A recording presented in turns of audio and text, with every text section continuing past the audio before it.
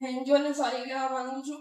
મારી 12થના લાસ્ટ 6 મંથ્સમાં એમણે જે મારી સાથે મારો સાથ આપ્યો છે, આખા 11થમાં સ્ટાર્ટિંગમાં એમને એ લાઈનના નથી સાયન્સમાં એ લોકો કોમર્સ રિલેટેડ છે, પણ એમને મારી સાથે લાસ્ટ 6 મંથ્સમાં મારી નાની બહેને બી મારો એટલો સપોર્ટ કર્યો છે કે વાંધો નહીં, એમસીક્યુઝમાં કે કોઈમાં બી માર્ક્સ ઓછા આવે છે તો આપણે કઈ રીતે એને સારી રીતે વધારી શકીએ છીએ, નોટમાં કઈ રીતે સારા લાવી શકીએ છીએ. ઇવન રીનીટ થઈ કરી તો નીટમાં બી આખો મહિનો કંઈક મેં 11th ત્યારે નહોતું કર્યું, 12થના એન્ડિંગમાં 12th પર ફોકસ કર્યું.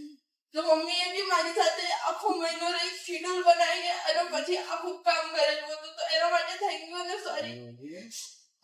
એકચ્યુઅલી હું 12થમાં ફેલ થઈ હતી.